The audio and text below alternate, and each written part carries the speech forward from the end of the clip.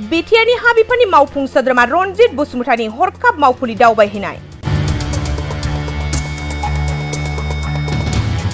प्रमद बर' दैदेननाय BTR सरकारा BTR हालामनि हा-हुनि सायाव गोख्रोङै खामानि मावबाय थानायखौ नुनो मोन्दों। मख'नो गोनांदि थांनाय समाव बिटिआर सरकारा 1 लाखनिबो बांसिन बिटिआरनि थागिबिफोरनो हानि फोरमान बिलाइ मुलाम्फागिरिफोरनो होखांबाय।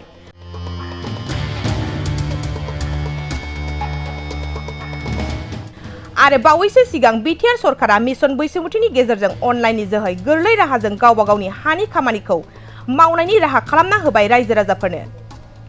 बिटिआरनि हा बिफानखौ सामलायबाय थानाय मावफुं सोद्रोमा रनजित बसुमतारिनि गोख्रों नोजोर होनायजों बिटिआरनि गुबुन गुबुन जायगाफोरनि मावखुलिफोराव नुजाथि हैना दावबायहैनाया सोलिगासिनो दङ। थिग बेबायदिनो दिनै बाक्सा जिल्लानि सिङाव थानाय जालाह सार्कल मावख'आव बिटिआरनि हा बिफाननि मावफुं सोद्रोमा रनजित बसुमतारिया नुजाथि हैना मावख'नि गासै खामानिफोरखौ खौरां लाहैनायखौ नुनो मोन्दों।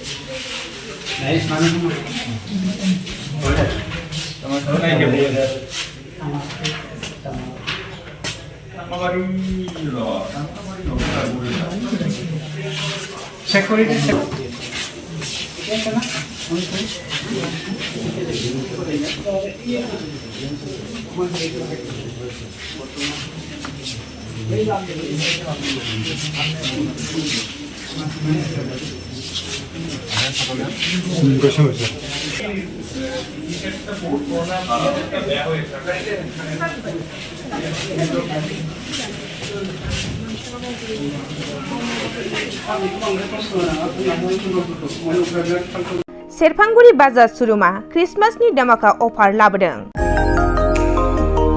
क'क्राझार जिल्लानि सेरफांगुरियाव थानाय फुंखा एन्टारप्राइज बाजार शोरूमा 15 डिसेम्बरनिफ्राय 31 डिसेम्बरसिम क्रिसमास धमाका अफार आरो एक्सचेन्जनि खाबुफोर होगासिनो दङ। नोंथांमोना सेरफांगुरियाव थानाय फुंखा एन्टारप्राइज बाजार शोरूमजों लोगोसे कुसुगाव फेस्टिभ आउटलेट, सराइबिल फेस्टिभ आउटलेट, चिरां जिल्लानि सान्तिपुर फेस्टिभ आउटलेट आरो धुबुरी जिल्लानि थामाहाट फेस्टिभ आउटलेट ब्रान्च शोरूमावबो खुंफुंजानाय क्रिसमास धमाका अफार एक्सचेन्जआव फैनानै नोंथांनि लुबैनाय बाजाजनि बाइकखौ लांफैनो हागोन। बाजाजनि बाइक सालायनो मोजां मोनग्रा रायजो राजाफोरनो फुंखा एन्टारप्राइज बाजार शोरूमा लोगोसे मोजां अफारफोरबो लाबोदों। बेफोरनो जाबाय 90% लन, गंनै हेलमेट फ्रि, केस होनानै बाइक बायगिरिफोरनो 1000 रां केशबेक हरफिननाय जागोन आरो क्रिसमास धमाका अफार एक्सचेन्जजों लोगोसे बाइक बायगिरिफोरनो गांसे ब्लेंकेट फ्रि हरफानाय जागोन। फुंखा एन्टारप्राइज बाजार शोरूमा आरो मोजां खाबुबो होबावदों। 500 रां होग्रोनानै गोसोबायदि बाइकखौ आवग्रिना दोननो हागोन आरो गासै गारिजों लोगोसे मोनफा मोनफायै एसुइट गिफ्ट हरनाय जागोन।